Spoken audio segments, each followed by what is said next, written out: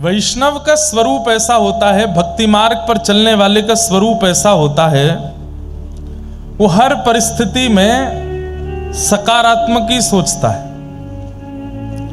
ये बात बिल्कुल सत्य, और सकारात्मक ही होता है सब कुछ, नकारात्मक कुछ भी नहीं होता हमारे साथ में। हमारी सोच नकारात्मक हो जाती है और सब नकारात्मक होता चला जाता है। व्यक्ति यदि सोच ले कि ये अच्छा ही हुआ है और उसमें अच्छा ही ढूंढने लगे तो अच्छा ही मिल भी जाती है। नामदेव जी महाराज एक गुफा में जाके बैठ गए तो किसी राह चलते हुए ने कह दिया, महाराज जी इस गुफा में मत बैठो। बोले क्यों? बोले इसमें भूत प्रेत रहते हैं।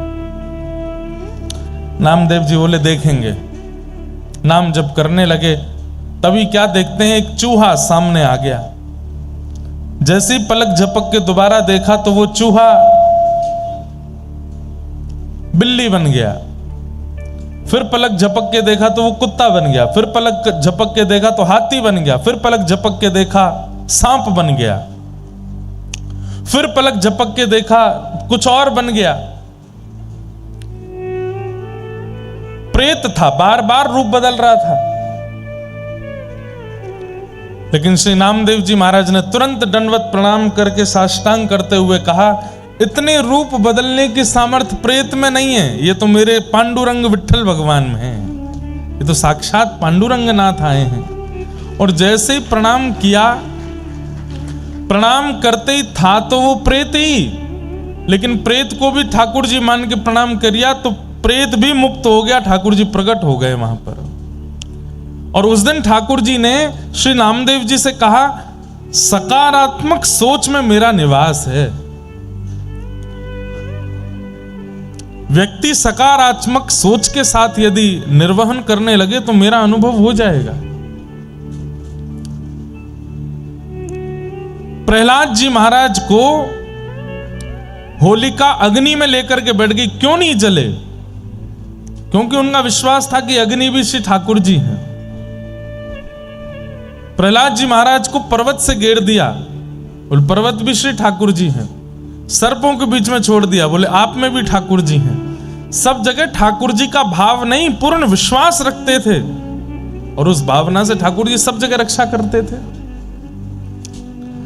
हमारे आपके अंदर वस्तु के प्रति भय इस बात को प्रमाणित करता है कि हम ये मानते नहीं है कि इसमें ठाकुर जी हैं, और फिर उससे मिलने वाली हानि हमको होती है। विश्वास तो भक्त का स्वरूप होता है, वो हर परिस्थिति में सकारात्मक सोचता है। हवा चली व बारिश आई, कुछ हुआ, सब चीज में सकारात्मक। हमारे पूज्य पिताजी महाराज कथाओं में ये तो होता है, साल भर की 2-4 कथाओं में तो होता ही है, आंधी आएगा, तूफान आएगा, पंडाल। अब तो ठीक ठाक कथाएं होने लगी। हमने ऐसी भी कथाएं की हैं। एक जगह कथा हुई थी, पंडाल उड़ गया, एसी उड़ गए, सोफा उड़ गए, श्रोता सब भाग गए, भागवत जी रह गई और हम रह गए। हमको बिल ले गए, गाड़ी में बैठा के व्यास मंच पे पूरे पर त्रिपाल बांध दिया। यजमान जी का फोन है, महाराज जी क्या करें? मैंने कहा अब कथा तो होगी, शुरू हो गई है, अब विश्राम नहीं हो सकती। पंडाल वाले भैया से कहा, बोले अब मैं कैसे बनाऊं? बोले कैसे भी बनाओ। तो रात रात में उन्होंने एक बल्ली पर टंगने वाला पंडाल बना दिया। गांव के लोग फिर से, गांव में हुई थी कहीं कथा, बहुत पुरानी बात है, 2016 या 17 की बात होगी। दूसरे दिन कथा हुई। कथा में नहीं आती थी आंधी, कथा विश्राम में होती थी आंधी। कथा विश्राम हुई तो पूरा पंडाल ऐसे गुब्बारे की तरह उड़ा आकाश में, और फिर एक झोंका आया, फिर उड़ गया। सब भाज गए, जो थोड़ा बहुत सामान वो भी उड़ गया। हम फिर से चले गए। दूसरे दिन फिर यजमान जी का फोन आया, महाराज जी क्या करें? मेरी कथा तो होगी। तीसरा पंडाल बनाया, तीसरे दिन की कथा हुई। तीसरे दिन फिर से आंधी तूफान आया, पंडाल फिर उड़ गया। फिर फोन आया यजमान जी का, क्या करें? मैंने कहा एक काम करो, अब पंडाल मत बनवाओ, जहां हम कथा कर रहे थे वहीं सामने एक मंदिर था हनुमान जी का, वहां बाल हनुमान जी थे, छोटे हनुमान जी। मैंने कहा वहीं पर आप व्यासपीठ लगा दो, हनुमान जी के सामने बैठ जाएंगे, आप सामने बैठ जाना, हम अपने सब संगीतज्ञों को, ब्राह्मणों को वापस भेज देते हैं, वहीं कथा सुनाएंगे। कथा तो होगी, कथा नहीं रुकेगी। तो अब ये भिंड जिले की बात है, भिंड मध्य प्रदेश में। वहां पे ददरौआ सरकार एक डॉक्टर हनुमान जी भी हैं, वहां पे भी मैंने कथा की है। तो मैं जहां रुका था वहां से डॉक्टर हनुमान ज्यादा दूर नहीं थे। उस दिन महाराज जी का निमंत्रण था कि आप आइए प्रसाद पाने, तो मैं प्रसाद पाने गया। महाराज जी बोले सब ठीक। मैंने कहा महाराज जी क्या ठीक, इतने परेशान हो गए, रोज आंधी आती है, पंडाल उड़ जाता है, 3 दिन हो गए। तो महाराज जी बोले बाल हनुमान जी हैं वहां पे, खेल रहे हैं आपके साथ में। मैंने कहा तो अब क्या करें? बोले यहाँ बड़े हनुमान जी हैं, इनसे प्रार्थना करके जाओ। तो फिर हमने डॉक्टर हनुमान जी से प्रार्थना की कि देख लो हमको कथा नहीं करने दे रहे हैं, रोज पंडाल उड़ा देते हैं, आप आके कुछ करो। फिर बड़े हनुमान जी का सिंदूर और उनकी भभूति लेकर के हम गए वहां, छोटे हनुमान जी को जाकर के भभूति लगाई, सिंदूर लगाया, मतलब उनको शांत किया। शांत खेल रहे थे व्यास जी के साथ। और फिर चौथी बार पंडाल बना, फिर नहीं उड़ा। चौथी बार भी उड़ा। कब उड़ा? जब कथा विश्राम हो गई फिर उड़ गया। जब हम वृंदावन चले गए फिर उड़ गया। तो एक बार ऐसी भी कथा हुई। एक बार हमारे पूज्य पिताजी महाराज की कहीं कथा हुई, तो वहां इतनी जोर की वर्षा हुई कथा के बीच में, सब श्रोता उठे नहीं, नाचने लगे। और नीचे से बोले महाराज जी आप तो कथा, आप कीर्तन कराते रहो, बारिश हो रही है बढ़िया, हम आनंद ले रहे हैं। पिताजी बड़े प्रसन्न थे क्योंकि उन पे एक भी बूंद पानी नहीं आया था। पिताजी बोले तुम लोग कथा सुनो, कीर्तन में नृत्य करो, हम कथा सुना रहे हैं। थोड़ी देर बाद एक श्रोता ने इशारा किया। पिताजी बोले क्या? बोले ऊपर देखिए। ऊपर देखा तो इतनी बड़ी पॉलिथीन भर गई थी, वो भरते भरते भरते नीचे आ गई थी। पिताजी बोले अब भैया देखो कथा विश्राम, आरती हम सूक्ष्म रूप से कर देते हैं, अब हम चलते हैं। बस आरती करके जैसे ही उतरने लगे वो पॉलिथीन फटी, पूरा जल व्यास मंच पे। तो ये तो प्राकृतिक स्थिति है, होती रहती है। परंतु हमें सब स्थितियों में सकारात्मक ही सोचना है। हमारे अमित जी बड़े चिंता कर रहे थे। आज हमको ले गए पांडुपोल हनुमान जी, पांडुपोल हनुमान जी है ना, दर्शन करने के लिए गए। वहां हनुमान जी का दर्शन करके लौटे। मौसम तो हो रहा था, धीरे धीरे वर्षा होने लगी। हमसे बोले महाराज जी आप संभालो, कुछ करो। फिर आप बोले कि कल रात्रि में कुछ वैष्णव कह रहे थे, बालक कह रहे थे महाराज जी गिरधर लाल जी को लेकर के नहीं आए अलवर, इसलिए इंद्र वर्षा कर रहा है, क्योंकि गिरिराज उठाने वाले आए ही नहीं हैं, वो आएंगे तो ही वर्षा रुकेगी। मैंने कहा भैया लाल जी से अगर अब भी इंद्र नहीं मानेंगे तो लाल जी से यहीं से पर्ची डाल के पूछ लेंगे आना है कि नहीं। अगर लाल जी ने पर्ची में हाँ बोल दिया तो बुला लेंगे एक दिन के लिए। कौन सा दूर है वृंदावन यहां से, एक दिन के लिए लाल जी आ जाएंगे। लेकिन हमें सकारात्मक रहना है, प्रेम से रहिए, प्रसन्न रहिए, खूब आनंद से कथा श्रवण कीजिए। आज हमारे कथा के मध्य में श्री जटेरी धाम के पूज्य महाराज जी आएंगे, थोड़ी बहुत देर में आने वाले हैं। उनका मंगल में दर्शन होगा। लगभग 1 महीना पूर्व, कुछ दिन पूर्व जटेरी धाम में कथा हुई थी। वहां श्री हसन बिहारी लाल श्री राधा रसिक बिहारी लाल सुंदर विराजमान है, उनका मधुर दर्शन सबको होता है। बड़ा आनंद आया वहां कथा सुनाने में। यहाँ से लगभग 1-1.25 घंटा 1.5 घंटे की दूरी पर होगा। बहुत सुंदर स्थान है, डीग के पास में जटेरी, गुप्त वृंदावन है। अधिकतर लोगों को वहां का दर्शन नहीं हुआ। कथा के बाद वहां लोग बाग अब पहचान गए तो जाते हैं, लेकिन अत्यंत गोपनीय स्थान है। राजस्थान की सीमा में ही आता है, बहुत सुंदर है। आप लोगों को भी अवसर मिले तो एक बार वृंदावन, बरसाना, गोवर्धन जाने से पूर्व जटेरी प्रणाम करते हुए चले जाना, बहुत सुंदर स्थान है। तो वहाँ के आज पूज्य महाराज जी भी आएंगे। कल 20 तारीख है, कल कथा में नंदोत्सव, जन्मोत्सव होगा ठाकुर जी का, और कल हमारे पूज्य पिताजी महाराज पूज्य गुरुदेव भगवान भी कथा में आएंगे।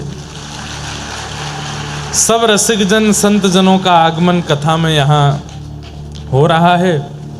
अब तो दिन ब दिन कथा में रस बढ़ता जाएगा। आप सब लोग उसका खूब आनंद लीजिए, खूब सुख लीजिए। आज से नवरात्रि प्रारंभ हुई है। नवरात्रि के विषय में हम थोड़ी सी आपको जानकारी और कुछ नियम बता दें, उनका आप लोग ध्यान रख कर के अगर पालन करेंगे तो संभवतः यह नवरात्रि बहुत लाभकारी होगी। हम सब कृष्ण भक्त हैं, अधिकतर यहां पर वैष्णव बैठे हैं, तो फिर ऐसा क्या करें कि शक्ति से हमारा मतलब, शक्ति मतलब दुर्गा, शक्ति से हमारी कृष्ण भक्ति बढ़े, उसके लिए क्या प्रयास करें। तो एक बात याद रखिएगा, गोपियों ने भी रास विहार करने से 1 वर्ष पूर्व कात्यायनी की उपासना की थी, और कात्यायनी ने ही कृपा करके श्री कृष्ण को प्रदान किया। सीता जी ने भी राम विवाह से पूर्व देवी उपासना की, और देवी को प्रणाम करने के पश्चात फलस्वरूप राम जी मिले। रुक्मणी जी ने भी कृष्ण विवाह से पूर्व शक्ति को प्रणाम किया, और शक्ति की कृपा से ही श्री कृष्ण प्राप्त हुए। इससे यह बात सिद्ध होती है कि कृष्ण प्राप्ति जिन्हें भी करनी है उन्हें पूर्व प्रणाम शक्ति को करना पड़ेगा, देवी को करना पड़ेगा। तो चाहे मैं हूं, चाहे आप हूं, चाहे यहां विराजमान सब हैं, पंचदेव आपके जीवन में होने चाहिए। पहले सूर्य, उनको प्रणाम करो नित्य। बहुत छोटे छोटे से नियम हैं। रोज सुबह उठते ही, स्नान करते कुछ मत करिए, बस हाथ जोड़ करके सूर्य प्रणाम। वैसे तो सूर्य को अर्घ बहुत प्रिय है, अगर हो सके तो तुरंत अक्षत चावल और कुछ रोली मिला करके थोड़ा सुगंधित जल करके सूर्य नारायण भगवान को अर्घ प्रदान करो। इतना भी समय नहीं, सामान्य जल से अर्घ प्रदान करो। और अर्घ भी नहीं दे सकते तो कम से कम सूर्य नारायण भगवान की ओर देख करके प्रणाम करो, दंडवत कर लो रोज, सूर्य प्रणाम। दूसरा, गणपति प्रणाम, श्री गणेश जी को प्रणाम करो। मंदिर दिख जाए तो बहुत अच्छी बात, नहीं दिखता है तो नेत्र बंद करके गणेश जी का स्मरण करके प्रणाम कर लो। तीसरा, शिव प्रणाम, महादेव को प्रणाम करो। चौथा, नारायण को प्रणाम करो, शंख चक्र गदा पद्मधारी श्रीमन नारायण। और पांचवा, शक्ति को प्रणाम करो, दुर्गा को प्रणाम करो। ये 5 प्रणाम रोज करने वाले व्यक्ति का कभी अनित नहीं हो सकता। ये 5 प्रणाम नित्य करने चाहिए। कुछ दिन पूर्व जिस रस का प्रवाह आपके पास के क्षेत्र में चल रहा था, ऐसे श्री जटेरी धाम के पूज्य महाराज जी हम आप सबके मध्य में आज पधारे हैं। सब अलवर वासियों की ओर से पूज्य महाराज जी को बारंबार प्रणाम, और आप सब भी करतल ध्वनि के साथ महाराज जी को प्रणाम कर लो। अद्भुत कृपा आप सब अलवर वासियों पर, डीग वासियों पर और राजस्थान के इस व्रज स्पर्शीय क्षेत्र पर हुई है। कुछ वर्ष पूर्व ही श्री वृंदावन की हरिदासी परंपरा के इस सुंदर स्थान का पुनरुत्थान हो रहा है।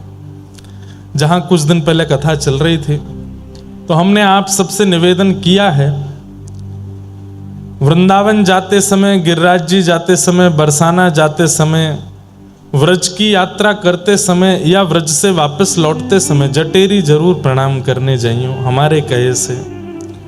और हम तो एक बात निवेदन कर दें कि वृंदावन जाने के लिए संभवतः पूरे दिन की आवश्यकता होती है। आप लोगों को तो पूरा दिन ही चाहिए, सुबह जल्दी जल्दी जाओगे, दर्शन वर्शन करके फिर रात तक आ पाओगे। पूरे दिन का अवकाश यदि नहीं है, 2-4 घंटे का ही अवकाश है, तो आपके लिए वृंदावन जटेरी में प्रकट है, आप वहीं चले जाओ, वहां जाकर के सुख ले आओ। अब हम कोई बहुत बड़ी बात तो नहीं कह रहे हैं, लेकिन वृंदावन वासी को, सब लोग यहां देखो, ध्यान से सुनो, वृंदावन वासी को वैकुंठ भी ना सुहावे, वृंदावन में रहवे वारे को वैकुंठ भी ना भावे। लेकिन ऐसे वृंदावन वासी को भी अगर कोई स्थान भा रहे हो है, तो समझो वह जगह पे अप्रकट रूप से वृंदावन सूक्ष्म रूप से प्रकट है चुको है। हम जटेरी कथा करके गए, वह के बाद कितने दिन तक मन ही नहीं लगो कहीं भी, कितने दिन तक मन ही नहीं लगा कहीं भी। क्यों? बार बार याद आती रही जटेरी की, वही श्री ठाकुर जी को सुंदर दर्शन, ठाकुर जी को सुंदर भाव, सब स्मरण में आते रहे हो। यहां पर भी जिस दिन आ रहे थे तो डीग से जब ऐसे मुड़े, तो हमने अपने वाहन चालक भैया से कही, मैंने सीधे नहीं जाएंगे? बोले सीधे रास्ता नहीं हमारे जी, यहाँ है एक के। मैंने कि सीधे चलते तो नेक जटेरी बाहर से प्रणाम करके निकल जाते, लेकिन या तो लौटते समय या बीच में कोई अवसर मिलेगा तो मैं चुपचाप करे आऊंगा प्रणाम। बहुत अद्भुत स्थान है, आप सब लोग भी निश्चित जाइएगा। तो मैं जो निवेदन कर रहा था वो बात आप बहुत ध्यान से सुनिए। पंच प्रणाम, सबसे पहला सूर्य को, गणपति को, शिव को, नारायण को और शक्ति को, ये पंच प्रणाम नित्य किया कीजिए सुबह उठ करके।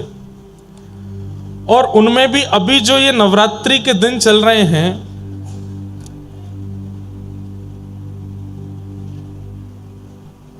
365 दिन में भजन करके, भक्ति करके, साधन करके, नियम करके जिस भाव को आप प्राप्त नहीं कर पाते हैं, वो इन विशेष रात्रियों में प्राप्त हो जाते हैं।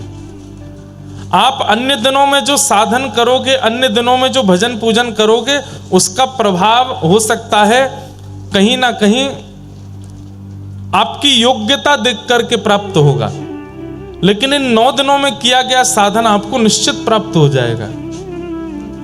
और इन 9 दिनों में कोई बहुत बड़ा नियम नहीं बता रहे हैं हम आपको, बस एक नियम बता रहे हैं।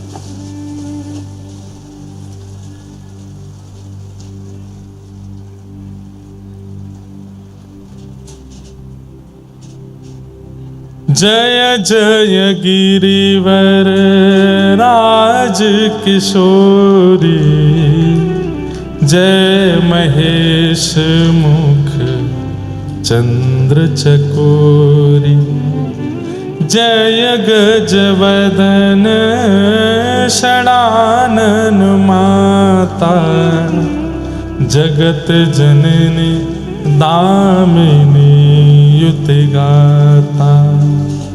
नहीं तब आदि मध्य अवसाना, अमित प्रभाव वेद नहीं जाना।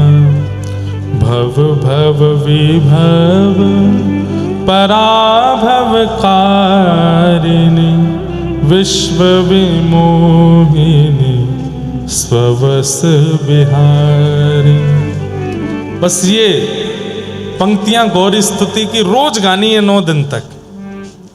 सुबह नहीं गा पाए हो तो आज रात्रि को स्नान करके बैठ करके आसन पर और श्री कात्यायनी पूजन कर रहे हो, इस भाव से इन श्लोकों का गान करना है। और पाना क्या चाहिए? क्या? श्री कृष्ण हमको और प्रिय हो जाए। हे मैया ऐसी कृपा कर दो, हमारी भक्ति में और वर्धन हो जाए, हमारा भजन और बढ़े। वजन नहीं, भजन, भजन और बढ़ जाए। कहीं वह भूल गया ना तो वजन बढ़ ही जाएगा 9 दिनों में। भजन बढ़े, वृंदावन के प्रति प्रीति बढ़े, सदगुरु के प्रति विश्वास बढ़े, संतों की सेवा के प्रति रुचि बढ़े, आलस्य रहित हो जाए हम ठाकुर जी की सेवा में। और अंत में कह देना, यदि मैं योग्य हूं तो इस जन्म में श्री प्रिया प्रियतम का नित्य विहार दिख जाए।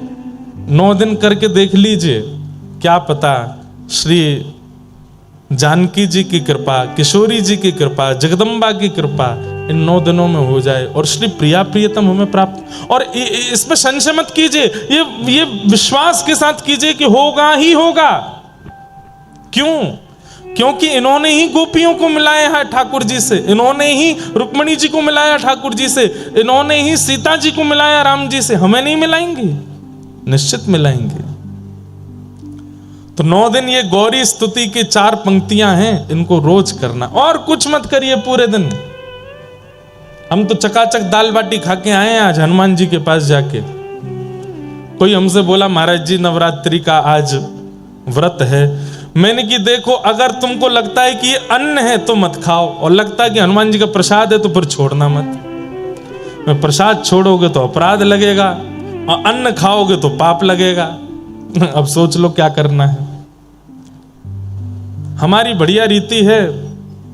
देखो, आप कहोगे महाराज जी तो फिर घर में भी तो अन्न ठाकुर जी को भोग लगाने के बाद प्रसाद हो गया, उसको भी पा सकते हैं। वो आपने अपने पैसे से खरीदा, अपने हाथ से बनाया, बना करके सिद्ध करके ठाकुर जी को भोग लगाया है। पर मंदिर में तो ठाकुर जी के सन्मुख का प्रसाद आपको दिया गया है। आपने प्रयास करके, आपने खरीद करके नहीं दिया, वहां पर अपने धन से नहीं खरीदा उसको, ठाकुर जी का प्रसाद है। तो अन्न के प्रति, प्रसाद के प्रति अन्न बुद्धि यदि रखोगे तो वो दोष युक्त होगा, लेकिन प्रसाद के प्रति प्रसाद बुद्धि। लेकिन याद रहे, फिर कहीं ऐसा नहीं हो कि अभी नवरात्रि के व्रत चल रहे हैं और याद आई कि वो वाले हनुमान जी का लड्डू बहुत बढ़िया मिलता, महाराज जी ने कह दिया है कि प्रसाद के प्रति अन्न बुद्धि मत रखो, खाने चलते हैं। नहीं, दोष लगेगा, क्योंकि आप जीव के आकर्षण में वहां जा रहे हो, प्रसाद के आकर्षण में नहीं। प्रसाद के आकर्षण में जीव का स्वाद नहीं होता, प्रसाद के आकर्षण में तो प्रसाद का स्वाद होता है। तो नवरात्रि के दिन है, कई लोग बहुत नियम करते हैं, हमारा भी नित्य हवन का नियम है, लेकिन हम आपसे बहुत स्पष्ट कह रहे हैं, सब नियम एक तरफ और गौरी स्तुति का भाव से पाठ एक तरफ, इससे ज्यादा कुछ नहीं करना है। केवल गौरी को सुंदर सुंदर रागों में, अगर राग आते हो तो रागों में, राग नहीं आता हो तो केवल भाव से ही ये गौरी स्तुति सुना दीजिए और बस मांग लीजिए कि हमें श्री कृष्ण चाहिए। इन 9 दिनों में आपकी की गई समस्त भावना पूरी होगी होगी होगी, निश्चित होगी।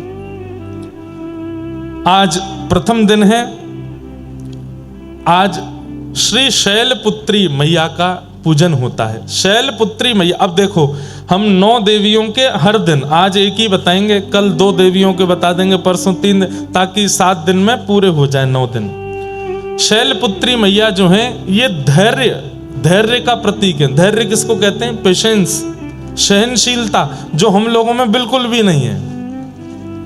आज के दिन शैलपुत्री मैया का पूजन करने से धैर्य का वर्धन होता है, और धैर्य की कामना से ही आज का पूजन करना चाहिए कि हमारे अंदर धैर्य आवे। बहुत विचलित रहते हैं हम, आंख बंद करते इधर उधर भागता है हमारा मन। हे किशोरी जी, हे जानकी जी, हे श्री दुर्गा मैया, कृपा करना हमारे चित्त में धैर्य आवे। हे शैलपुत्री मैया, धैर्य, सहनशीलता। धैर्य के बिना मन एकाग्र नहीं रहता, मन विचलित रहता है यहां वहां, और भजन में धैर्य बहुत जरूरी है। तो आज के दिन शैलपुत्री मैया को पूजन इसलिए करते हैं ताकि उससे हमारे चित्त में धैर्य आवे। धैर्यवान नहीं है हम लोग। जरा कोई हमसे हमारी वास्तविकता बता दे तो हम मचल जाते हैं। कोई जरा आके हमसे कह दे तुम बहुत लोभी हो तो क्रोध आने लगता है। लेकिन चाहे दुनिया कुछ भी कह दे, हमारे चित्त को कोई फर्क ना पड़े, तो इसका मतलब आपके चित्त में धैर्य है, और वो धैर्य शैलपुत्री मैया प्रदान करती हैं। तो ऐसी शैलपुत्री मैया को हम बारंबार प्रणाम करते हैं, वंदन करते हैं। आज प्रथम देवी, अब बाकी की देवियों के रोज हम एक एक देवी का स्पर्श करते हुए चलेंगे ताकि उनसे वह भाव हमें प्राप्त हो सके।